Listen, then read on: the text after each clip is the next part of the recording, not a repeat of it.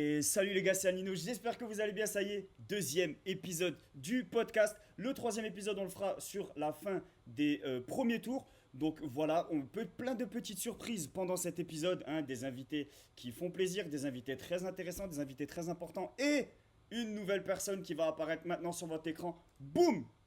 C'est Benji, comment tu vas Benji? Pleine forme, mon ref, très grande forme. Content d'être là avec toi. On va pouvoir débriefer tout ce qui se passe en ce moment. Il y a de l'action et tout. On va kiffer.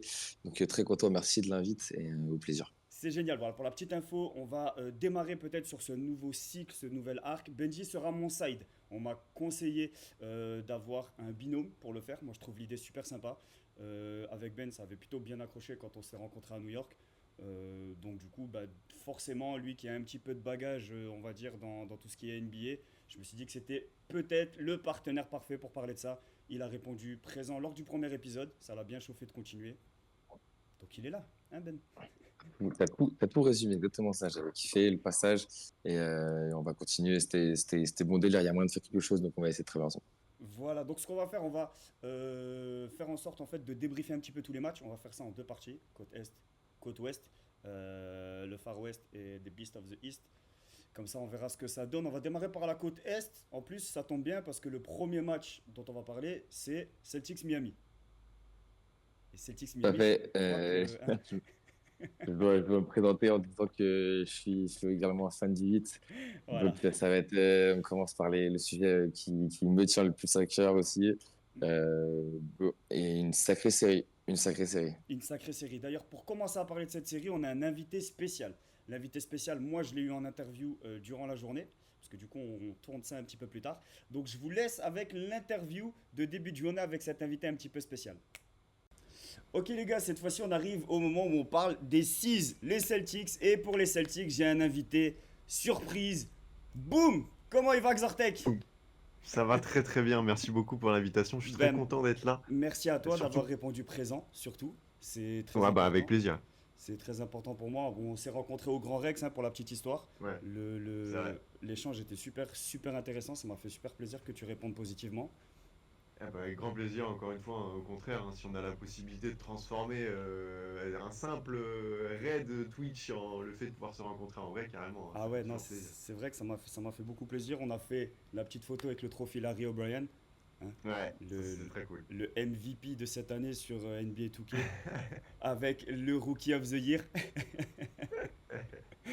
Yes, bah du coup, bah vas-y, je te laisse te présenter. Bah, je pense que les gens te connaissent tous, mais on va garder le format, présentation, ta franchise, même si je pense que tout Yep. le monde le sait déjà.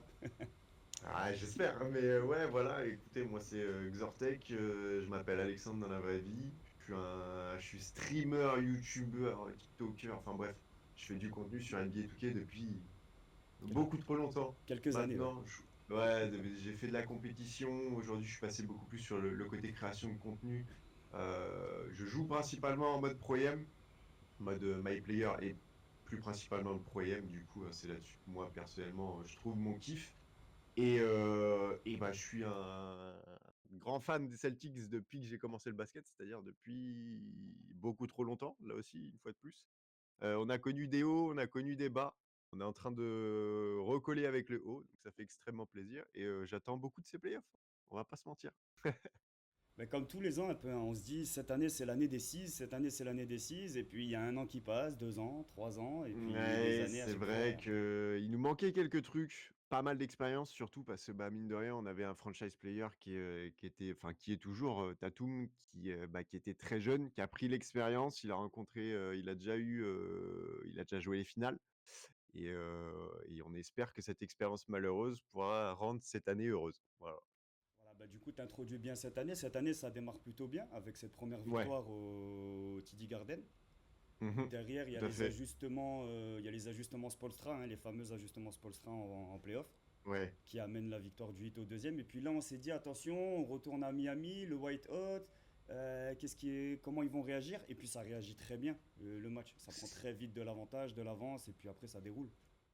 Ouais, ouais, exactement. On a eu une excellente réaction et c'est tout ce qu'on espérait en fait. C'est ce que je te disais tout à l'heure en off, mais on avait un peu peur après cette déconvenue, on peut dire, sur le game 2 où est-ce qu'on s'est fait un peu surprendre. Mazzulla qui a essayé de mettre en place une stratégie où est-ce qu'on laissait un peu des joueurs open, et cetera. Sauf que, bah, contre Miami, c'est clairement une mauvaise idée. La preuve, ils ont battu un record de franchise et ils nous ont battu au TD Garden. Mais il y a eu la réaction qu'il fallait. Je suis content que cette claque qui nous dit: «Attention quand même, parce que rien n'est acquis», surtout contre Miami, elle arrive très tôt dans la série et très tôt dans les playoffs. Donc j'espère que ça va nous permettre de nous concentrer sur la suite parce que l'objectif, c'est évidemment pas juste de passer le premier tour. Hem, mais très content de la réaction des Celtics, très content du match qu'on a fait hier. Il était hyper sérieux, aussi bien défensivement qu'offensivement. Tout le monde a scoré, on les a étouffés dès le départ, on a gardé l'écart tout le game. Franchement, c'est un match référence, ouais, je pense qu'on a fait hier. Ouais, bon match référence. Après, il y a eu surtout en premier quart-temps où là la différence elle se fait. Miami ont une petite crise d'adresse parce qu'il y a Ouais, pas mal de tirs wide open qui ratent. Et c'est vrai. derrière, ça score en contre-attaque. On a des playoffs très physiques. Je sais pas si tu as ce ressenti là aussi par rapport à l'année dernière. Ouais, j'ai ce ressenti-là et sur le physique, il y en a un qui répond particulièrement présent, en tout cas évidemment sur la série de Miami puisque c'est celle que je regarde le plus. C'est, Bam Adebayo qui est vraiment très, très fort et qui m'impressionne. Ouais, c'est très physique. Bah, moi, j'ai ce ressenti. Je regarde tous les playoffs. Il y a énormément de gros contacts, de trucs. Et les arbitres, mine de rien, sifflent pas beaucoup cette année. Ouais, moi, c'est vrai qu'on a un peu ce truc, play-off en fait, où est-ce que tu as la dimension physique qui rentre beaucoup plus en jeu avec la pression et cetera et cetera. Après, il faut faire attention parce que j'ai vu, c'est quoi? Il y a eu une, flagrante 1 qui a été sifflée, dans le match du Magic où il y a qui vient cueillir, Cole Anthony et ça aurait quand même pu être une flagrante 2 et cetera. On a vu aussi Embiid qui a eu quelques actions un peu dégueulasses, à droite, à gauche, donc faut quand même, bah, faire gaffe au niveau de la santé des joueurs, parce que ça peut vite quand même amener à des blessures. Mais c'est toujours mieux quand ça monte en intensité, c'est plus agréable à suivre. Ouais, on est vraiment dans le playoff basketball. Là, C'est sur ça. Cole Anthony, c'est un dunk en contre-attaque, on vient l'arrêter. Ouais, c'est ça. Joel Embiid, on va en reparler peut-être avec le mec des Sixers, mais on était vraiment dans Mmh, le bien dirty sûr. basket là. On était dans le dirty. Ouais, vraiment, ouais, il y a des trucs, enfin, moi, je vois Ouais, quand il chope la cheville alors qu'il est à ouais, terre et cetera. voilà, C'est vrai que c'est un peu chaud. pour moi à ce niveau-là, c'est flagrant 2, il doit sortir normalement. Ouais, je suis assez d'accord, ouais, pour le Après, c'est coup. le début du match, ça tue le match. New York, ils prennent sûrement le 3-0, ça tue la série, mais il y a un Ouais moment donné où la santé des joueurs est plus et importante que la santé de la série, je pense. Puis t'as la. ouais, après, côté NBA, alors j'imagine que c'est pas les directives qu'ont les arbitres, hein, mais tu as le côté de si tu finis la série, c'est moins de matchs, donc moins d'argent, moins de spectateurs et cetera. C'est Évidemment. encore un autre débat. Évidemment. Puis après, on le voit aussi, il y a beaucoup de frustration, il y a beaucoup de trucs. On voit sur le match des Mavs et des Clippers où il y a Westbrook qui s'emballe aussi un petit peu Ouais, avec. ouais, j'ai vu ça, ouais. Ouais, voilà. Du coup, forcément, les Celtics, c'est pas le point d'arrêt, c'est juste la première marche des playoffs. Toi, tu vois Exactement. quoi pour la suite des playoffs? C'est quoi ton prono pour la suite des playoffs à l'Est comme à l'Ouest? À l'Est, logiquement, si tout se passe bien et si on n'a pas une désillusion et un manque de concentration, logiquement pour les Celtics, ça devrait être la finale relativement open. Il y a beaucoup de blessés à l'Est, il y a quand même bien moins de niveau et ça, normalement, je pense que si on suit la NBA, j'apprends ça à personne. À l'Est, c'est quand même bien plus ouvert, donc j'attends évidemment que les Celtics, je le dis de toute manière, c'est ce que je dis sur mes streams, si les Celtics n'atteignent pas la finale au minimum, c'est un échec cette année. Réellement, déjà que s'ils atteignent la finale, qu'ils la gagnent pas, je pense que ça sera également un échec, mais ça pourra se comprendre puisque moi, de l'autre côté, j'attends, mais je vais en parler après, mais j'attends évidemment Denver. Mais là, à l'Est, il y a pas la finale qui est atteinte, c'est un giga échec. Après, à l'Ouest, évidemment que c'est bien plus compliqué et on l'a vu, hier, hein, les Lakers qui se sont pas laissés abattre. Mais, je pense vraiment que Denver peut atteindre cette finale. Il y a aussi les Wolves, hein, que j'attends beaucoup, qui m'ont vraiment impressionné, la dimension physique qu'ils arrivent à mettre dans les matchs. C'est très étouffant pour leurs adversaires et ouais, je pense c'est ou Wolves ou Denver pour moi à l'Ouest. Bah après, si ça passe, si les premiers tours se valident avec Denver Wolves, on a Denver Wolves au deuxième tour, hein. C'est vrai, donc je pense que le vainqueur de cette série-là devrait atteindre les finales. Avec un petit OKC qui se met derrière, tu vois? Au cas où, s'il y a la place. Je vois. Ok, donc du coup, ouais, plutôt le vainqueur de Denver-Minnesota qui rencontre les Seas, et Ouais, je pour moi, pense, ouais. pronostic final, du coup, pour toi, les Seas qui gagnent cette année, enfin. J'aimerais, en tout cas, c'est tout ce que j'espère. Ça va pas être facile évidemment et en même temps, si c'était le cas, je pense que ça se serait. Mais ouais, je partirais bien là-dessus.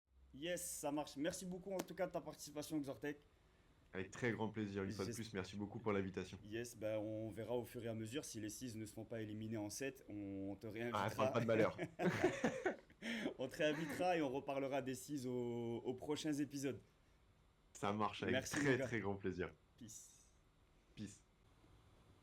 Ok, du coup, on est de retour. Merci à tous. Voilà, vous voyez, petite interview spéciale. Il y a des invités de plus en plus de qualité. Ben, on va continuer à essayer d'avoir des invités de plus en plus comme ça, qualitatifs.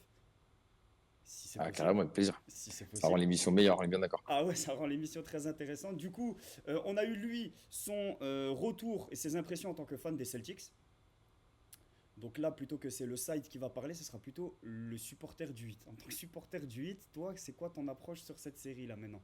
Maintenant qu'on est à 2-1. Alors moi, quand je t'avais eu lors du premier épisode, c'était après le Game One. Ouais. C'était après le Game One, un Game One qui était hyper compliqué. On avait pris ce match très mal dès le départ. On avait pris un 14-0 d'entrée. Un Game One où clairement on était inférieur. Ça se voyait sur tous les plans, hein. On était vraiment moins fort que Boston. Et tu m'avais demandé comment j'étais, est-ce que j'étais pessimiste ou non pour la suite de la série. Étant donné qu'on a perdu Jimmy Butler, qui sera absent jusqu'à la fin, qui ne reviendra pas, c'est officiel. Mhm. J'avais évidemment peu d'espoir de prendre la série. J'avais pronostiqué quand même 4-2. Et je t'avais dit que on ne se fera pas sweep par Boston. J'avais confiance en nos gars, confiance en Spoelstra pour quand Ouais, même c'est ça. réussir à déjouer et être plus compliqué que ce qu'on peut penser. C'est ça. Au final, j'ai eu raison sur le game 2 où on fait un match topissime. J'ai adoré le match. Ça faisait longtemps que j'ai pas pris autant de plaisir devant Miami, C'est où tout justement, a été exécuté à la perfection c'est les des deux ajustements de côtés du Spoelstra terrain. qui Ah ont ouais, été ouais, ouais. top. Hein. Ah ouais, trop fort. Ouais. Beaucoup trop fort. Un plaisir à regarder. Bon, une adresse à 3 points illégale. Vous l'avez sûrement vu, mais Bah, record de franchise. après, j'ai envie de te dire, il y a une stat sur le match, c'est 23 tirs wide open pour Miami. Tout à fait. À un moment Et donné, c'est. les joueurs sont professionnels, ils jouent en NBA. Tu leur laisses pas 23 fois wide Ah, open, tu quoi. peux pas. Tu peux pas. Mais Hero a fait un match, je pense, son meilleur en carrière Ouais, au playmaking. je Au suis assez playmaking. d'accord. Ouais, je suis assez d'accord. Ouais. Et toujours trouver le bon copain au bon moment, dans le bon timing. Et ça aide de fou, de toute façon, quand Hero est à ce niveau-là. L'équipe, elle change. Donc, il a su remplacer Jimmy, donc au moins le temps de 48 minutes. Hmm. Donc, c'était cool. Et donc, très content de cette équipe-là et de cette performance-là. Malheureusement, Game 3, retour à la maison, qui s'est moins bien passé Ça, que le Game 2 et que ce ça qu'on aurait pu démarre, espérer. ça démarre sur les mêmes bases que le Game 1. Ouais, ouais, c'est clair. Hmm. Bah, Boston est arrivé en disant, bon, les cocos, c'est bien, on s'est bien marré au Game 2. Maintenant, c'est nous les patrons de la ligue. C'est ça. Ils nous ont pété la gueule. Franchement, ils nous ont pété la gueule, faut le dire. Ouais, je comprends ça. J'ai pas le score en tête, mais je crois que c'est du moins 15, moins 20. Hmm. Bref, c'est un match maîtrisé par Boston. Donc voilà, C'est maintenant qu'on est à 2-1, 104. maintenant qu'on est à 2-1, écoute, de toute manière, nous, on sait ce qu'on a à faire. On a su le faire au Game 2. Et je suis plutôt confiant sur le fait qu'on va rendre un meilleur visage lors du Game 4. Mais ce qui va se passer, comme Ah, souvent dans une défaite de Miami, c'est les ajustements Spolstra. justement, Spoelstra, claque, fonctionnement à Lego. On a une équipe qui fonctionne beaucoup à Lego, j'ai l'impression. Ouais, On a des bonnes têtes de brûlés dans l'effectif qui ne se feront pas rouler dessus deux le, matchs de suite de la même manière des têtes brûlées qui vont bien dans le hit culture. et qui vont parfaitement bien. D'ailleurs, je pense pas qu'ils soient trade ici pour rien. Ces Ouais, gars-là, ouais. ils ont été bien choisis. Donc non, je pense qu'il y aura un sursaut d'orgueil, c'est évident. Ouais. Après, attention, Boston a aussi prouvé qu'ils bon, ils savaient très bien réagir. Ils vont revenir avec les mêmes envies qu'au Game 3. C'est la meilleure équipe de la ligue et c'est pas pour rien, quoi. C'est pas pour rien, du moins lors de la régulière. Et là, ils nous ont bien détruits, comme ils l'ont fait en régulière. Ouais, mais après, moi, j'ai pas un problème, on va dire, mais il y a quelque chose qui me dérange chez les 6, c'est que par exemple, bah, Game 2, on trouve le plan de jeu, c'est très compliqué pour les 6, les tirs ne rentrent pas forcément, parce qu'ils ont quelques maladresses en début de match, et tu vois qu'après, ça va se poursuivre, dans tout le match, ils ont du mal. Et là, Game 3 ça arrive, les premiers tirs, ça met tout de suite dedans. Derrick White, Tatum, Ouais. ça met des gros, gros, gros, gros tirs à 3 points, et derrière, le match, il est facile. Et moi, ce petit truc que j'ai avec les 6 c'est que je me dis, s'il y a un soir où ça tombe pas dedans, c'est quoi qu'est-ce qu'ils ont? Si ça rentre pas dedans à 3 points dès le départ, tu vois, c'est quoi les solutions? Qu'est-ce que Mazzula il est capable de faire ou pas? D'ailleurs, bah, j'ai échangé avec un fan des 6 qui l'appelle Joe Mozzarella. Donc je comprends peut-être un peu pourquoi, tu vois. Mais tu vois, qu'est-ce que toi tu C'est un penses gamin, c'est un après, gamin, c'est un en, gamin. en dehors en dehors d'être fan du hit, juste en faisant cette analyse sur les 6, qu'est-ce qu'on fait un soir où ça tombe pas dedans? Est-ce qu'on peut se dire on va chercher le titre sur de l'adresse à 3 points? Oui, on peut se dire ça quand l'équipe fonctionne à 90% du temps très bien, comme Mhm. ça. Donc, c'est pas non plus extrêmement inquiétant. Mais c'est vrai que ça arrive, on l'a déjà vu plusieurs fois. On a déjà vu que ces Celtics-là savaient être fébriles le temps d'un soir et que quand on commence à douter, enfin, quand cette équipe-là commence à douter, malheureusement, c'est vrai qu'elle a du mal à trouver un nouveau souffle dans la partie, dans le game. Bah ouais, c'est ça, ouais. Je pense que l'élément le plus important et qui peut déclencher sur la suite de la série, c'est l'utilisation de Porzingis, C'est la l'utilisation faille, hein. de la raquette. C'est la faille un petit peu qu'a trouvé C'est la faille Spoelstra, ouais. c'est la faille là où normalement ça devrait être leur force. Mm. Parce que je pense que justement c'est là où ça les rend indéfendables, c'est que s'ils arrivent en plus de ça à maîtriser à l'intérieur avec Porzingis, cette équipe-là, honnêtement, elle est quasiment imbattable sur une série en 7. Donc c'est le sujet sur lequel va falloir les surveiller. Spo le sait mieux que tout le monde. C'est ce qui a fait qu'on a pris le game 2. Et c'est ce qui fait qu'au game 4, les matchs de Porzingis ne seront pas plus simples qu'avant. Mhm. Mais c'est la clé pour moi, à défendre comme pour eux à attaquer. C'est la clé, voilà. Sauf que là-dessus, après, il y a des joueurs hyper intelligents comme Bam Ouais. Adebayo qui, de base, le défend très bien. Et après, surtout en défense, Spoelstra a su l'exposer pour le rendre un peu inutilisable, si je puis dire. Ouais, ouais, c'est ça, c'est exactement ça. Maintenant, à voir, parce qu'en saison régulière, on a vu que c'était perfectible cette attaque des Celtics. Notamment, bah, nous, le premier soir où on arrive à New York, on a un Celtics qui accueille les Lakers, sans LeBron, sans AD. Ça tombe pas dedans. Austin Reeves fait le match de sa vie. Et bizarrement, bah, le match est très compliqué et tu finis par perdre contre une équipe, même pas B, une équipe C même des Lakers. Donc Ça ça fait peut clair. arriver, surtout que là on est en playoff basketball, c'est plus dur, les défenses sont plus resserrées, les coups de sifflet arrivent moins souvent. On a des bons drivers du côté des Celtics, mais on va pas beaucoup dans la paint. Tu vois, les Jalen Brown, Tatum vont pas souvent dans la paint, quoi. Alors qu'en vrai, Jalen Brown, il va un ils peu pourraient. plus. Ouais, parce Jalen qu'il Brown, il va un peu il plus, aime bien c'est aller au vrai. contact, lui, ouais. Après, Miami défend très bien sur les drives, hein. Bah après la zone, il y a la C'est zone, aussi un problème. C'est que il y a la zone. voilà, faut pas oublier aussi que si leur stratégie n'est pas si simple sur le terrain, c'est parce que on la rend compliquée. Oui, La défense de Miami la rend bah compliquée. après c'est plus sur un aspect global des Celtics cette Tout année, à fait, tout à fait, je suis ça d'accord. attaquait pas forcément la paint. Ouais, bah du coup, je pense qu'on a dit plus ou moins ce qu'il fallait sur cette série, surtout là où on en était. T'as un petit prono peut-être sur la fin de la série, tu restes sur ton 4-2. Je reste sur mon 4-2 pour faut pas dramatiser. Ouais, et on retourne C'est à une Boston. rivalité, On c'est une retourne à Boston à rivalité. 2-2. On retourne à Boston à 3-1, mais on On se prend voit le. celui d'après. Ok, ouais. Ouais, c'est mon point de vue. Ok, ouais, pas mal intéressant. Moi, j'aimerais bien qu'on reparte à Boston à 2-2, juste pour mettre la pression sur les 6. Je vois bien les 6 passer, tu vois, même si de base, moi j'avais mis le hit devant, à l'époque où le bracket était sorti, parce que bah, le Jimmy s'était pas encore blessé. C'est clair. Mais moi, j'aimerais bien repartir à Boston à 2-2, ouais, pour mettre le petit coup de pression, tu vois. Si on doit répondre par qu'est-ce que j'aimerais, moi aussi, hein. Je vais pas te Oui, mentir. forcément. Mais je comprends, je trouve, et c'est tout à fait faisable. On Ouais. l'a prouvé, c'est tout à fait faisable. Yes. On va enchaîner du coup sur la côte Est, le Beast of the East, avec les Knicks. J'ai toujours bien aimé cette équipe des Knicks, mais il y a un petit truc spécial. Depuis cette fin janvier, début février, hein, avec les Knicks, il y a un petit truc spécial maintenant. Le fait d'aller voir un match au Garden, ça rend vraiment Ouais. différent l'approche qu'on a de cette équipe. Et en plus, nous, on l'a vu évoluer parce qu'à l'époque où on est là-bas, ils galèrent entre le play-in et les playoffs. Ils terminent sur une fin de saison canon, ils arrivent même deuxième à la fin. Euh, les Knicks, c'est vraiment pas mal. Sans Randle, Ouais, sans Rundle. sans Et tu sais quoi, Randle, je pense ça. même que sans Rundle, c'est une bénédiction. Parce que du coup, Les beaucoup résultats plus de actuels place à Bronson. voilà, te donnent raison. Ouais, Vu les résultats actuellement, on peut en parler. Là, à l'heure où on parle, toi et moi, il y a 3-1 dans la série. c'est ça.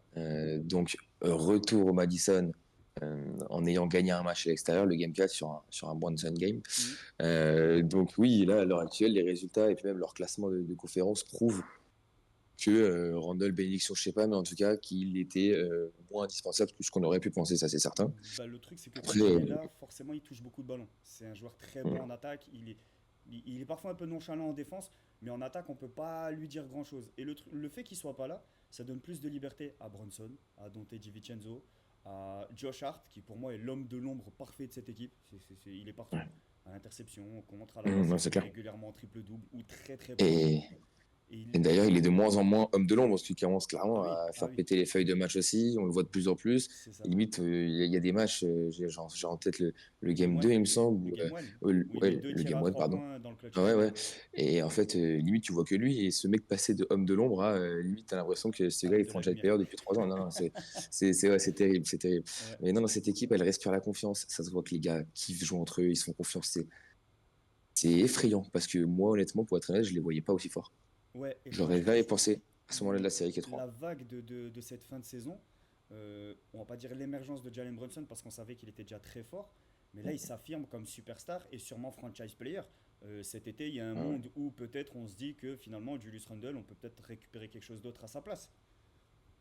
Quelque chose Tout d'autre à fait. Après, qui fit avec on Jalen verra cet Brunson. été. Ouais, on verra cet été et aussi avoir la valeur de Randall, etc. Mais en tout cas, à voir aussi comment se terminent ces playoffs-là. C'est ça. Bah, du coup, Où on est-ce en est là. qu'il. Il y a Ouais, le ouais. game numéro 4 ce soir avec la victoire des Knicks du coup aux Sixers, tu l'as dit en introduction. Avec le record de franchise pour un joueur, le nombre de points en playoff, Jalen Brunson qui met 47 points ce soir. C'est le record des Knicks dans un match de playoff. On parle pas de n'importe quelle franchise. On parle pas de n'importe quelle franchise, Ça en effectivement. dit long sur la dinguerie de la stat. Sur la Mais folie. non, non, cette équipe, elle fait très peur. Elle fait très peur. Et bien plus, comme je disais, que ce que j'aurais pu penser. Donc, je suis surpris. Elle fait plaisir. Elle est belle à voir. Mhm. Et après, on va pouvoir aussi parler de l'autre équipe adverse, qui pour le coup, elle est un peu plus inquiétante. Ouais. C'est Notamment, Sixers. notamment sur des Les soucis de santé, Sixers, sur des joueurs sur lesquels on se repose peut-être un petit peu trop déjà. ouais, sur des irrégularités de niveau entre deux cartons. Mhm. Ouais, non, cette équipe, cette équipe des Sixers, c'est vrai, elle est un peu inquiétante. La série n'est pas finie, on est Ouais. bien d'accord. Il n'y a que 3-1, mais on sait tous comme quoi 3-1, voilà, c'est déjà un très Faut, grand pas faut un, vers le second tour. faut un LeBron On pour fera, sortir d'un 3-1. on fera les conclusions au prochain épisode. On fera les conclusions au prochain épisode Ouais, en fonction de comment se termine la série. Mais bon, actuellement, on part du principe où les Sixers sont très très loin de passer ces Knicks. c'est ça. Mais du coup, on a Mais quelqu'un pour nous parler des Sixers. C'est un membre très important de ma communauté qui s'appelle Flava ou Bademef. Chacun voit comme il veut parce qu'il a deux pseudos selon les plateformes où il est. Donc, on balance l'interview avec Bademef et vous verrez, c'est vraiment quelqu'un de super intéressant. Et puis, on se retrouve pour la suite. Ok les gars, pour parler cette fois-ci des New York Knicks et des Philadelphia 76ers, on a un invité de marque, hein, quelqu'un qui fait partie un peu des tontons de la communauté d'Alnino. Certains le connaissent sous le nom Prof Godflava, d'autres le connaissent sur le nom de Bademef. Comment tu vas mon gars? Bah écoute, salut Nino, ça va et toi? Salut à la commu aussi. Voilà, ça va très bien. Dis-moi comment tu veux qu'on t'appelle lors du podcast, Bademef ou Flava? Bon, bah des meufs, ça va comme tu veux, gros. Ok, c'est moi qui choisis, on va partir là-dessus. Ben vas-y, du coup, tu connais le format parce que du coup, tu fais partie des gens avec lesquels j'ai beaucoup échangé pour voir le podcast si ça plaît, si c'est bien monté, si c'est bien truc.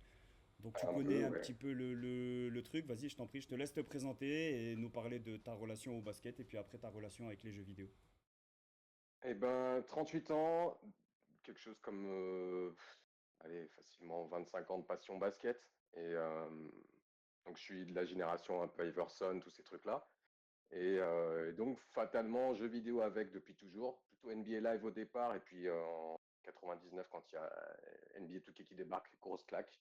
Depuis, ben, j'ai connu, ouais, je dirais pas que j'ai connu tous les 2K, mais ouais, j'en ai fait sur 25, j'ai dû en faire facilement 17-18, quoi. Donc c'est un jeu auquel je suis assez attaché. Puis c'est le jeu auquel je joue le plus, de façon, allez, on va dire quotidienne ou assez régulière habituellement. Mais là, récemment, dans le grind absolu, je pense que tu m'as vu faire. Cette année, alors que le jeu est un petit peu plus problématique, un peu plus détestable, même, on va dire, bah, bizarrement, on s'arrache 3 fois plus parce qu'on a envie de triompher un petit peu du mal, tu vois le truc. Puis C'est il y a une ça. blessure là, il y a 2 mois qui m'a fait beaucoup, beaucoup jouer, donc j'ai grind pas mal et puis j'ai pas trop mal été servi ces derniers temps, quoi. C'est ça. Et puis après, il y a l'aspect communauté aussi qu'on a mis en place qui aide quand même pas mal à faire C'est ça. passer la dragée, quoi. Clairement, la commu Alninos, je pense que ça a été un peu un déclencheur sur les 2 derniers mois là. où ben, à force, tu échanges, tu as envie de partager des objectifs communs. Il y a la coop aussi qui joue pas mal.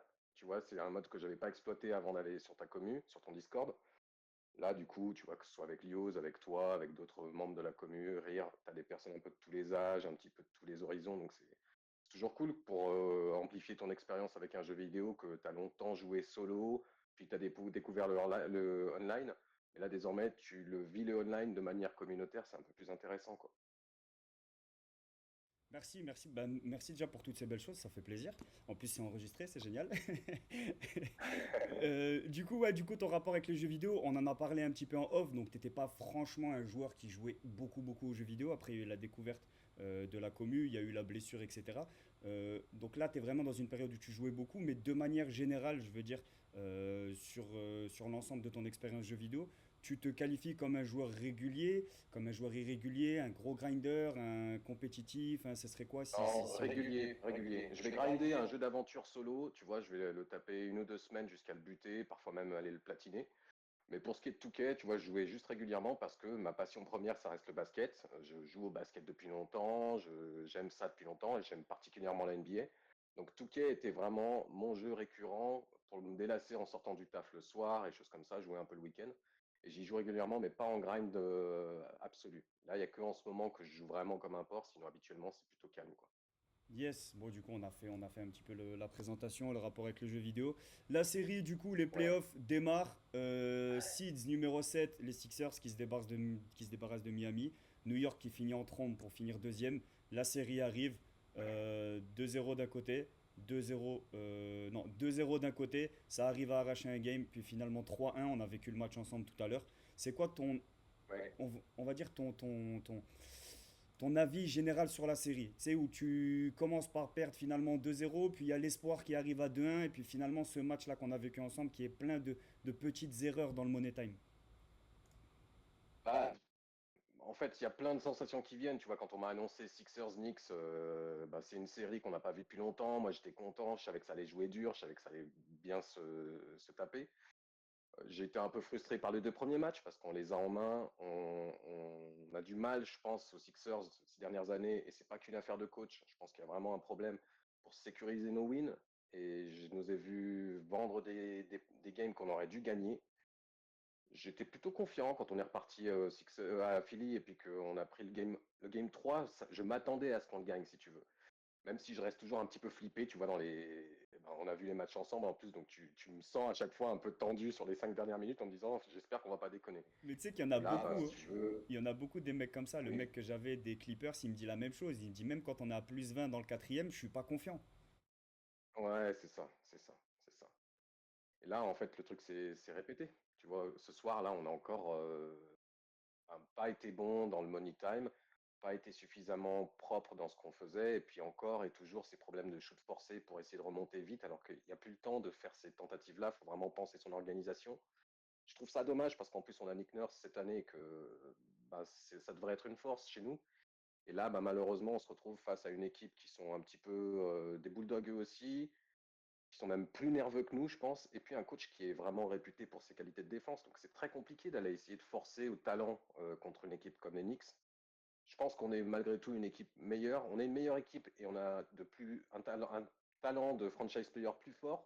Sauf que notre franchise, ben, il a un genou en vrac, la moitié du visage paralysé, c'est compliqué. Et notre nouvel espoir,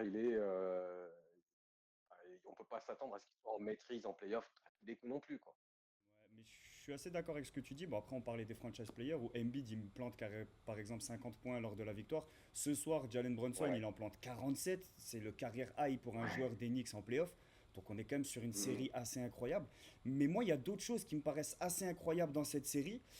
Notamment lors du game, je crois qu'il y a le game 1 ou c'est le game 2 où il reste 6 secondes, une possession pour oui, passer devant. Et puis tu as Tyrese Maxey qui part au lay-up forcé au lieu c'est de ça. prendre la dernière possession et d'aller essayer de prendre le shoot de la gagne. Et puis après, tu as ce fameux Game 2 qui se termine d'une manière un petit peu bizarre avec des no-calls, avec un time-out qui n'est pas appelé, qui n'est pas sifflé du coup par les arbitres, une perte de balle, un tir à 3 Ouais, points de fou furieux de Dante DiVincenzo qui prend le Game 2. C'est quand même assez particulier c'est cette série, ça. il se passe des choses assez extraordinaires, voire historiques. Mais à côté de ça, bah, il y a des erreurs d'arbitre qui sont presque tout aussi historiques, quoi. Bah, c'est ça. Alors après, tu vois, je reste un fan de NBA, même si je suis fan des Sixers. Moi, j'aime ces séries disputées parce que je suis pas du tout culture cupcakes ira. Tu vois, j'aime avoir des séries, notamment à l'Est, qui sont disputées physiquement, mentalement et compagnie. Je restais un peu frustré parce qu'en effet, je trouve que l'arbitrage allait un petit peu trop dans le sens de New York quand on était à New York. Et là, je trouve que ça n'a pas été si bien rééquilibré quand on est passé à Philly, même si il y a eu des choses sur lesquelles on nous a laissé passer des fautes. Je vais pas me plaindre du time-out non sifflé parce que, bon, en effet, ça a été, les arbitres ont été démis par la NBA sur l'analyse des 2 dernières minutes, mais bon, ça fait partie du jeu.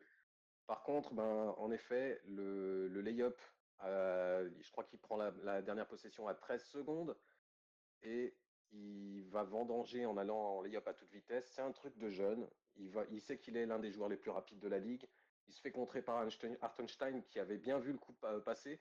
Je pense qu'il y avait mieux à faire avec 13 secondes au chrono. Et c'est ça qui m'énerve un petit peu de ma franchise en ce moment, si tu veux, c'est que je pense qu'il y a des moments chauds où en fait on a des joueurs qui commencent à être vraiment bons, il y en a quelques-uns qui sont expérimentés, on a un bon coach. D'après moi, on devrait être capable de mieux gérer ces moments-là.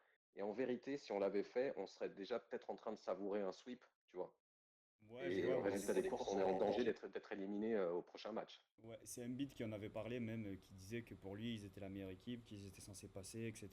Là, on est à 3-1 dans la Ouais. série. On va retourner à New York lors du prochain match. Donc j'aimerais bien avoir toi ton analyse. Est-ce qu'on va revenir encore une fois à Philly pour encore une fois aller peut-être terminer à New York à la fin en 7 ou peut-être à New York, ça y est, la série s'arrête. Et puis après, j'aimerais bien avoir peut-être ton prono pour la suite des playoffs, autant à l'Est qu'à l'Ouest, savoir qui est-ce qui sort de l'Est, de l'Ouest et qui gagne finalement la bague cette saison. Bah, pour ce qui est de la série des Sixers contre les Knicks, le fan des Sixers, lui, sait qu'on en a normalement la capacité. Et moi, je continue d'essayer de croire à une win à New York, arriver à bien gagner chez nous et pourquoi pas se battre sur un Game 7 qu'on pourrait remporter. Maintenant, sur le papier, je vois qu'on fait des erreurs bêtes et si ça se trouve, on perd bêtement dès le prochain match. Donc, va vraiment falloir voir. J'espère, je continue d'espérer et je continuerai de pronostiquer une win en 7 des Sixers. Hein, tu me connais un peu. Mais ça va être dur, ça va être dur. Pour la suite, ben, admettons que les Sixers passent pas. Je pense que l'équipe la plus armée pour aller batailler éventuellement contre les Nuggets qui sont favoris de l'autre côté, pour moi, c'est censé être les Bucks, même s'il va falloir que eux aussi se relèvent sur la route. Évidemment, il y a Boston. Moi, j'aurais tendance à pronostiquer je sais pas, j'ai une espèce de feeling cette année où je me dis que il y a de la place pour qu'il y ait une équipe qui n'ait pas encore de titre, qui monte en finale, et peut-être même à l'Ouest, malgré l'impression qu'on a de Denver. L'air de rien, je vois bien peut-être une finale. C'est pas forcément celle que je souhaiterais le plus, mais une Celtics Clippers, ça me paraît pas impossible en fait. Ou même Celtics OKC, hot topic, mais OKC, je pense que ça monte très fort et que ça peut faire des surprises, quoi. Waouh, ah ouais, non, là, je pense que tu es le seul qui va nous donner un prono comme ça. Merci en tout cas, C'est la Flava. take du jour, on dirait. Ouais, c'est ça. Merci en tout cas, Flava, d'avoir participé. Toujours très intéressant d'échanger avec toi, hein, que ce soit maintenant pour le podcast ou tu sais, comme d'habitude, en partie ou dans le Discord. Merci beaucoup. Bah, c'est moi qui, ça fait de plaisir pour moi, gros. Un bon Yes. anniversaire à News, évidemment. Et bon Et anniversaire à puis, Dios, évidemment. et puis longue vie à la commu à Nino. C'est ça. Puis merci beaucoup pour ton temps et pour les précieux conseils ou même la connaissance que tu as autour du basket. Je pense que dans la commu, tu fais partie de ceux qui ont le plus de connaissances sur le basket et même ce qui entoure le basket de manière générale, c'est-à-dire les films, etc. Et puis la connaissance historique du basket. C'est très très précieux pour la commu et moi je suis vraiment content que tu sois arrivé ici. Plaisir, gros. Plaisir. Vraiment un plaisir de tomber là-dedans, quoi. Yes. Merci beaucoup encore Flava et puis on va passer à la suite des playoffs. Merci à toi Flava d'avoir participé. Ça marche. Allez, à plus, gars. Ok, du coup on a eu le retour de Bademef sur la série. T'as quelque chose à rajouter peut-être toi sur les Sixers? Ou ce Non, du tout, non, dirty, non. c'est dirty Je pense que place. c'est C'est dirty place là ouais, de c'est Joel Darcy Embiid là. Place. Évidemment qu'on n'aime pas, évidemment qu'on n'aime pas. C'est des trucs qu'on n'aime pas voir. Mhm. Mais en tant que pur spectateur, le fait que cette série, il y a un peu de sang sur le terrain, nous, moi, en tant qu'extérieur, Ça fait plaisir, ouais. j'aime cette animosité, c'est ça les playoffs. Ouais. Donc voilà, je profite popcorn devant cette série et on verra comment ça se termine. Ouais, grosse ambiance au Madison Square Garden pour le game numéro 5. On avance dans le classement, on passe au troisième. Le troisième qui affronte le sixième, c'est Bucks qui sont partis de Milwaukee pour aller dans l'Indiana à un partout. Et arrivé dans l'Indiana, ça s'est pas passé comme prévu. Ça s'est pas passé comme prévu Non, dans l'Indiana. non, c'est clair, c'est clair. La série entière se passe pas comme prévu. Là, Bah, c'est du côté Bucks, la série c'est ça. entière se passe pas comme prévu. On parlait des Sixers et de leurs problèmes de blessure. Les Bucks, c'est Là, pareil. on a terminé le Game 3. Yanis n'est toujours pas de retour. On Ouais, ne sait d'ailleurs, pas quand est-ce qu'il le il sera. y a le Game 4 qui vient de démarrer ou qui va démarrer dans quelques minutes au moment où on est en train de tourner. Damien Lillard ne joue pas ce soir non plus. Pas de Giannis, Mhm. pas de Damian. Middleton qui fait un match de fou furieux sur le match d'avant, qui va chercher Ouais, l'overtime sur une espèce de le betterave. double. Hein. Ouais, et, c'est et- une olive qu'il envoie, ah ouais, on ne sait comment. c'est complètement dingue. Et là, ce soir, du coup, même comme ça, ils ont perdu. Surtout que Damian faisait un super match malgré sa blessure. Ce soir, pas de Giannis, encore une fois, pas de Damian. Comment tu vois, toi, ce game numéro 4 pour les Bucks sans ces deux gros joueurs, du coup, les deux joueurs sur lesquels on était censé s'appuyer cette année, quoi.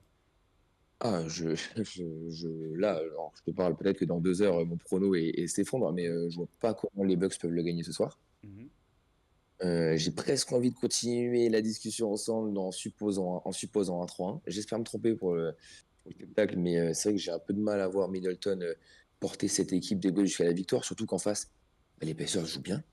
C'est Bah, que les Pacers jouent bien. c'est la meilleure C'est que, équipe offensive de la ligue. bah ouais, c'est que même si Haliburton paraît un peu plus en difficulté qu'en régulière, euh, C'est les playoffs. Siakam, lui monte en pression. Il Siakam tient fait son toujours rang. les bons choix. Il tient son rang, ouais. Siakam, il les connaît, les playoffs. Il Ouais, les connaît, il sait. Bon, déjà, il sait comment les gagner, mais même, surtout, il sait comment jouer ces matchs-là. c'est ça. Et cette équipe-là, à domicile, avec le public qu'il y a eu au Game 3, attention, il y aura le même Ouais. ce soir. Hein. La salle, la Il y aura la salle même toute ambiance, il y jaune. aura la même salle. Ouais, bah, la salle toute jaune. Bah, moi, c'est des trucs qui me plaisent un petit peu. On en parlera dans l'épisode de la conférence Ouest avec OKC. Où, tu sais, quand tu lances le match, tu arrives genre au tip-off ou presque au tip-off ou juste après. Et tu vois que la salle, elle est toute blanche. Ou tu vois qu'au Pacers, la salle, elle est toute jaune. Moi, je trouve ça incroyable. J'aime trop quand Ouais. l'ambiance, elle est comme ça, que le public, il est derrière. Tu vois, alors qu'on a regardé des matchs. Il y a les matchs au Garden, il y a les matchs à Fila, où il y a beaucoup de supporters de New York autour du terrain. Il y a pas cette ambiance comme dans l'Indiana. Et ça peut être très dangereux pour les Bucks. Ça peut Ça être l'est, très ça dangereux. l'est. Et d'ailleurs, je pense que c'est ce qui sauve Indiana dans le Game 3. C'est sûr même que ça a beaucoup joué parce que ces Bucks-là, mine de rien, jouent un bon basket. Mhm. Et je pense que l'aide du public, ouais, il y a des mecs, ça se voit, ils se transcendent. T'as des mecs qui se C'est ça. transcendent. Et tu Autant vois, les pour mecs, l'autre ils équipe, sont ça n'a pas fous. trop d'impact, parce que quand tu es professionnel, tu essayes de Ouais, faire abstraction de ce qui se sur- passe autour. mm. Autant pour l'équipe à domicile, ça transcende, ça te pousse vers l'avant, quoi. Et du Surtout coup, ces gars, parfois un peu inexpérimentés, ils sont là, ils se déchirent pour le maillot. Ça joue à l'envie c'est ça. comme on n'en voit pas assez côté Bucks. Ouais, Et ouais, le public adore, le public adore. comme on n'en voit pas dans d'autres séries aussi, on aura l'occasion d'en parler. On aura le temps d'en parler, on aura le temps d'en parler. Mais ouais, bah du coup, par rapport à ces Pacers, parce que c'est eux du coup qui font la course en tête maintenant, c'est pas forcément ce qu'on attendait quand on a vu l'affiche. Euh, T'as dit une équipe jeune qui se défonce pour le maillot. Tyrese Haliburton en tête d'affiche, parce que c'est lui un peu la tête d'affiche. Il fait une super saison, il commence à émerger. Il était avant dans une franchise où on comptait pas trop sur lui. Il arrive à Indiana, on lui donne les clés du camion, concrètement. On construit autour de lui, on lui rajoute Ouais. Siakam. Et on attendait de le voir en playoff. Est-ce que toi, tu sens qu'entre la saison régulière, par exemple, où il a été vraiment très bon, hein, les matchs à 20 passes D, 0 perte de balles, on est sur une carrière touquée là. Là, on On est est en sur une playoff. carrière tout cas. Là, on est en playoff. Le game winner qui va mettre le N1 là, faut y aller. Il y a 4-5 bras, une forêt de bras des Bucks qui arrive, ça le touche dans tous les sens. N1, et puis c'est pas juste une action. Sur tout le match, il est volontaire, il va au contact, il donne les trucs. Bien sûr, bien Tu sûr, vois, ce sont les temps morts qui gueulent avec les mecs, les trucs. bien sûr. Il a vraiment cet aspect leadership qui est en train de ressortir, qu'on ne lui voyait pas forcément au début de la saison. Quelque chose qu'il a construit au fur et à mesure, en même temps que son rôle dans l'équipe. Là, il est vraiment tout en haut pour toi, ou c'est Siakam qui a quand même encore le top ladder, tu vois, dans l'équipe. Non, je pense que ce que tu dis, c'est totalement vrai. Les Pacers, c'est Haliburton. Le visage de la franchise, c'est Haliburton. Sa saison, il a confirmé un rôle de star. Et par moment, il y a des semaines dans lesquelles c'était même une superstar. Ouais. Donc non, non, les Pacers, c'est Haliburton, le leader, ça restera lui, et quoi qu'il arrive, ce sera toujours ses mérites si les Pacers sont aussi loin dans cette saison. Après, je trouve que là où c'est deux joueurs intelligents, Siakam et Haliburton, c'est que ça se voit que les deux n'empiètent pas sur l'autre. Ouais, Je sens que ils ont chacun leur rôle. chacun dans leur registre. Euh, Ils savent tous les deux ce qu'ils ont à faire. Ils le font très bien. Ils ont l'air d'apprécier de jouer ensemble. On n'est pas dans le vestiaire, bien sûr, mais de ce qu'on voit à la télé et vu les résultats, l'impression, je pense qu'elle est bonne. C'est ça. Et je pense qu'il n'y a pas de dégâts là-dessus, tu vois. Je pense que chacun, d'ailleurs, je pense qu'il s'en tape. Je pense qu'il s'en tape d'être le leader des Pacers ou pas. Je pense qu'il s'en tape. Il sait très bien ce qu'il vaut. Tout le monde sait ce qu'il vaut. C'est un top ailier fort dans cette ligue et il le prouve là pendant ses playoffs. Et Haliburton également, dans le sens où si Siakam prend le relais ou prend le lead sur un carton ou doit prendre les ballons chauds à des moments où lui, il est un peu moins droit que d'habitude au shoot, je n'ai pas l'impression que ça le dérange. J'ai l'impression que c'est des gars qui jouent pour leur public, pour leur franchise. Et on le sait, en NBA, quand ça fonctionne comme ça marche. Et ça Ça marche. marche. Et on le voit encore. On l'a vu sur le Game 3. Ça marche, et puis il n'y a pas que ces deux-là non plus. Il y a les petits jeunes qui Bien gravitent sûr. autour. Bon, t'as Miles Turner qui, moi, il me paraît un petit peu plus en difficulté que d'habitude sur une série de playoffs par rapport à la saison régulière où il rentre régulièrement des shoots, il fait souvent des bons box, il récupère beaucoup en défense. Là, il est un petit peu plus invisible, mais on a des shoots qui tombent de je ne sais où à des moments clés, de jeunes joueurs qu'on n'a jamais mis en avant et qui sont surtout à un très faible taux de réussite de manière générale. Ça hésite pas. Ça hésite pas. Ah non, Tu mais vois c'est les clair. shoots en fin de game de Haliburton, c'est la star, donc lui c'est normal qu'il hésite pas, mais c'est la première fois où il est autant sur le feu des projecteurs. Il y a eu le All-Star Game, il y a eu la saison, mais là on est dans le dur, dans les playoffs, et il hésite à aucun moment. Il prend les baffes, il y va, il met les shoots à 3, il les rate, il retire encore une fois, il est dans zéro hésitation. Et ça me plaît, et C'est comme tu clair. as dit, l'atmosphère autour, il rend cette série très électrique, mine de rien. Ouais, elle l'est. Elle l'est. Après, en tant que fan de NBA, je t'avoue que j'ai du mal à regarder des séries dans lesquelles il y a trop d'absents. Mhm. Dans le sens où j'ai toujours ce côté frustrant de me dire et s'il y avait eu Yanis, on en serait où là dans la série? À aucun moment ça enlève la performance d'Indiana, on est bien d'accord, Oui, tu vois. bien sûr. Mais j'ai toujours cette petite voix dans ma tête qui me dit putain, t'es chier, je la voulais ma série, tu vois. Cette vraie guerre Indiana Bucks, je l'aurais kiffé, j'aurais voulu qu'elle se passe.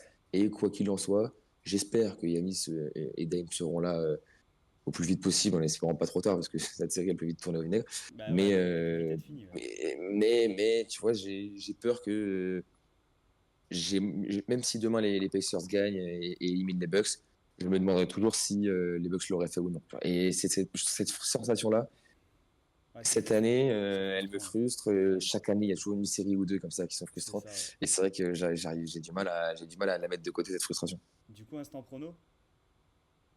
Instant prono, le 3-1 ce soir, il est sûr. Et je pense pas qu'Yanis va revenir. Pour moi, c'est du 4-2. C'est du Ouais. 4-2 Game 6 à Indiana.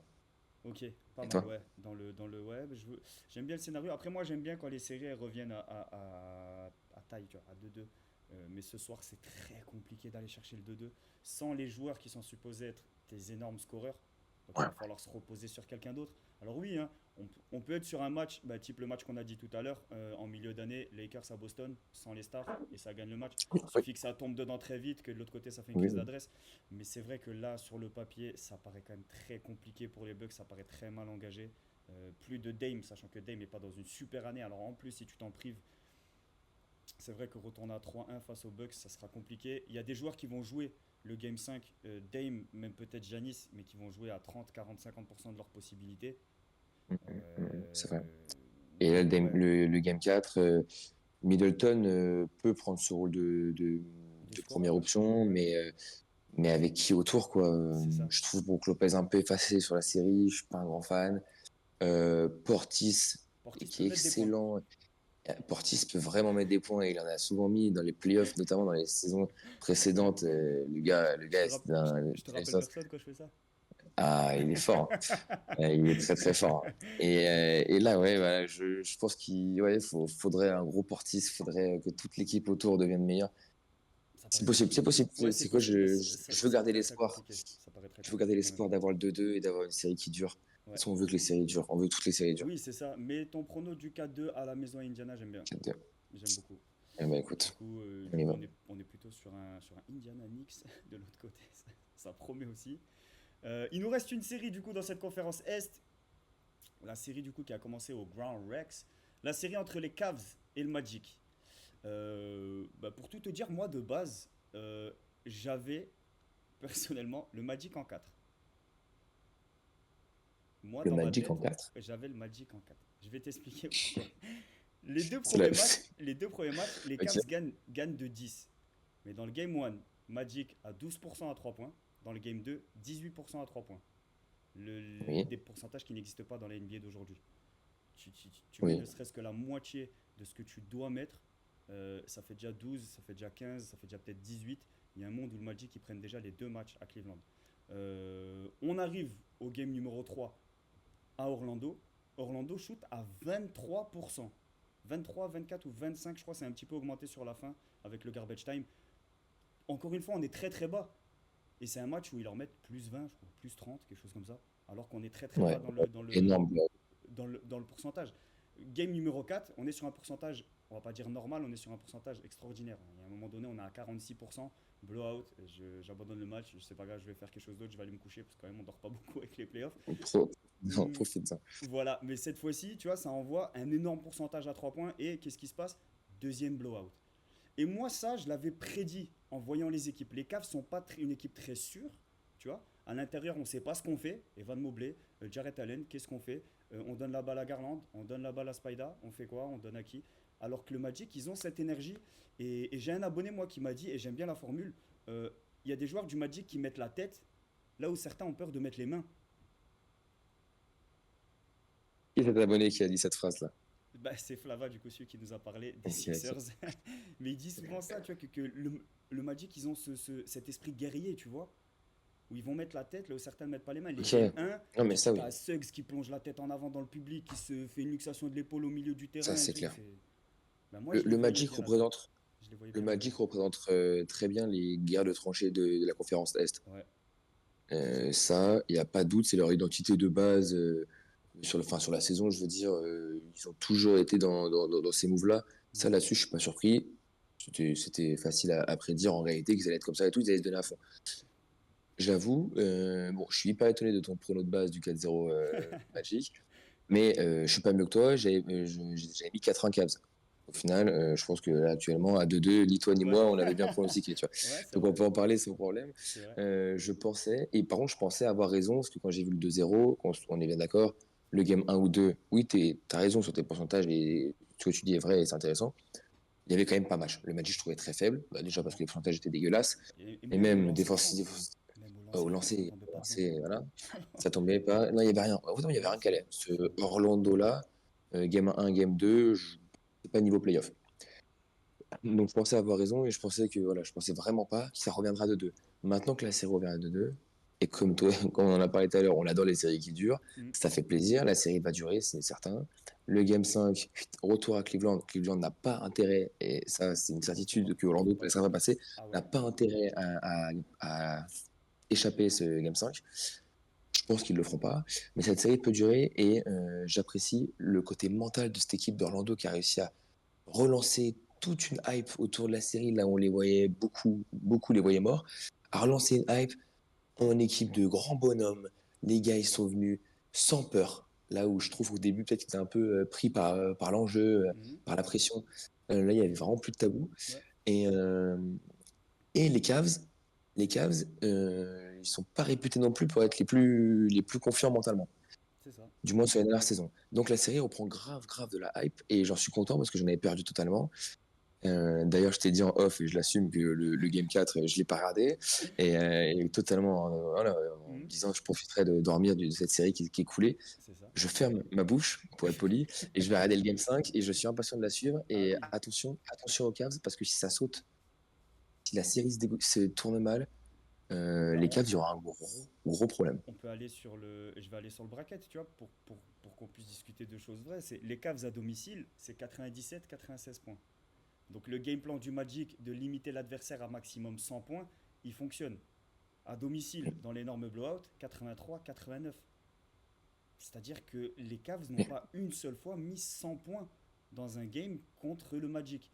Si on retourne à The Land, hein, si on retourne là-bas à Cleveland, et que le Magic fait un match entre guillemets normal au pourcentage, sans être excellent, hein, je dis pas qu'ils sont à 40-45%, Ouais, ouais. juste à Un match cohérent. Un 33%, match cohérent. voilà, à 33% admettons, que Cleveland ne met de nouveau pas 100 points, il y a un monde où le Game 6 à Orlando, Ouais. c'est peut-être le dernier game de la série. Parce que moi, de ce que moi j'ai vu, de ce que j'ai prédit, je sais pas comment Cleveland va mettre 100 points au Magic. Moi, je sais pas comment Cleveland peut choke et ne pas prendre cette série. Donc, je pense comme ça. Je pense aussi, et je suis assez serein par rapport à ça, il y aura un Donovan Mitchell game. Oui. Bah, sur le game 1, il met 30 points. Oh oui, non, mais bien sûr, il est trop fort, etc. Il y en a Et toute encore un l'équipe qui arrive tourne. pour toi. Il y en a encore un qui arrive. Il y en aura un où les Cavs vont passer les 100 points, je te le garantis, avec un Donovan Mitchell fort. Ça Mhm. sera le game 5 aussi. D'accord. Voilà, je te le dis, je te l'annonce. Je reviens du futur, je te le dis tout de suite.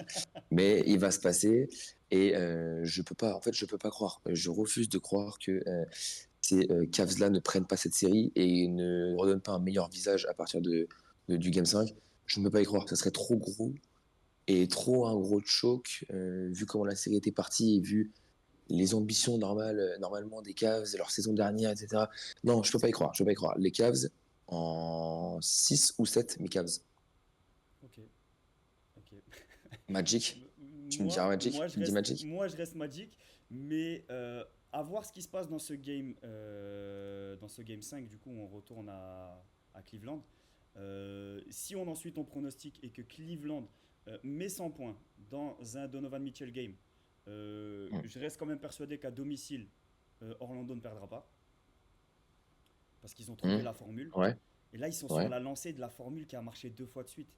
Oh là là, Pour la série. moi, Jamal Mosley a un plus gros Ok. bagage armement que Jimmy Bickerstaff. Il est sûrement plus respecté au sein de la ligue et par ses joueurs que Jimmy Bickerstaff. Et ça fait Oui. des années qu'on tape sur la tête de Jimmy Bickerstaff. Si cette année Ouais, ouais, ouais, ouais, je suis ça d'accord. sort au premier tour, il est Non, dehors. ah oui, Voilà, ce sera pas le seul. il est Ce sera dehors pas le et je seul pense qu'on actuellement payé appuie par sur le Cleveland bouton qui sera rebuild. dehors. Ouais, je pense qu'on le sort et on appuie sur le bouton Hmm, rebuild. il y a un bouton, rebuild, j'irai pas jusqu'à là, mais il y aura des boutons, il y a des trucs qui vont sauter, c'est sûr. Voilà. On n'en est pas là. Mais moi, je Je te pense dis, que ça du n'arrivera coup, pas. Ça n'arrivera pas, je peux pas y croire. Je peux pas y croire, c'est trop beau. Si les Cavs prennent, pour moi, Orlando prend aussi à domicile. Et on verra au Game 7. Mais moi, je suis pas si sûr que ça que les Cavs arrivent à mettre 100 points au Magic. On va en rediscuter, hein, mais quand le Magic encaisse moins de 100 points, de manière générale, il gagne. De toute façon, ce qui est bien, et c'est Les deux matchs, l'avantage de notre vidéo, c'est que c'est filmé, c'est tourné. c'est C'est ça. tourné, c'est filmé. C'est Je ça, on te va dis, revenir dessus. Cleveland prend le 5, il y aura Ce plus de sera 100 points l'intro. et Donovan Mitchell game. Ce Ça sera sera l'intro l'intro. s'il faut. Ce sera l'intro, ouais. Il y en a un de nous qui va encore être nul en prono. Et ça pourrait être moi à tout moment, hein, mais il y en a un de nous qui va Ouais, encore être nul. je suis Mais d'accord. non, c'est pas possible, je peux pas y croire, vraiment, je peux pas y Du croire. coup, tu vois les Cavs en 6, en 7. En 7, ils prennent toutes les victoires à Cleveland et ils Ouais, prennent la ouais, défaite à Orlando. En 7, ouais, en 7. Ouais. Ouais. Moi, je vois bien toujours encore le Magic en T'es 7. sur, toi, t'es sur un Orlando 6, ok. Orlando 6. Ben, je voyais Orlando Ok. 4 sans les Ouais, ouais, pourcentages ouais, catastrophiques. ouais. Donc, Ah, mais elles ont donc ton Orlando argument 6. s'entend, et à partir du moment où j'ai dit 4 Cavs, j'ai rien à dire, je suis pas meilleur que toi en prono, donc c'est clair. Yes! C'est parti. Yes, c'est nickel. Bon, ben, pas plus de pronos du coup pour cette série. On a développé tout ce qui se passait à l'Est. Donc, on va clôturer ce premier podcast de la moitié, entre guillemets, du tour 1. Et puis nous, on va partir pour le tournage de la côte ouest. Attends, on se fait juste un truc avant de clôturer la vidéo. Vas-y. Toi, ton bracket, du coup, si on s'imagine, toi, ton bracket pour les demi de conf, c'est quoi? Euh, Parce que du coup, tes le pronos depuis cœur, tout à l'heure, on l'a le dit. cœur, le cœur dit Miami, mais la raison, on va dire les Celtics. Donc les Celtics qui passent Ok? face au Magic. Et là, Face au hit, tu veux dire? Non, c'est Celtics Ah non, non, ok, Magic. les Celtics qui affrontent les Magic, pardon, Ouais, ok, donc Celtics Celtics Magic. Magic, Et Pacers New York. Obligé de, par rapport à ce qu'on a dit, Pacers New York. ok. Moi, Boston Cavs, on est cohérent. Et Pacers New Et York. Pacers New York. Putain, là, j'y crois pas, les Bucks. Mais oui, Pacers New York. Bah ouais. Pacers New York. Ok. Ok, Ok, on a juste nickel. une seule différence, du coup, c'est la dernière série. Yes, On ça peut marche. clôturer là-dessus. Merci à tous d'avoir suivi ce podcast. J'espère que ça vous aura plu. Il y a le podcast sur la conférence Ouest, sur lequel on va s'empresser d'aller faire l'enregistrement. Et puis on se retrouvera à la fin du premier tour, hein. Si jamais, toi qui regardes la vidéo, tu as envie de participer comme tous les invités, mets ton petit nom dans les commentaires, envoie un message à moi si tu me connais ou si tu es sur mes réseaux, ou à Ben si tu connais Ben et que tu es sur ses réseaux, et on voit pour t'incorporer à la prochaine vidéo. Ben, un mot pour la fin? Avant toute chose, mettez vos pronos et avis dans les Mettez vos pronos, commentaires ouais. parce qu'après, on va se faire tailler en mode il a dit de la merde, il a dit de la merde. Venez assumer, parler aussi. Ouais, Non, juste merci pour l'invite. Rendez-vous conférence Ouest. Ça va c'est être parti. encore d'autres délires, d'autres Ouais, guerres. On en c'est parle tout ça, de suite. c'est ça. Et n'oubliez pas, comme d'habitude, le petit dicton de la fin, les jeux vidéo c'est bien, mais la vraie vie c'est mieux.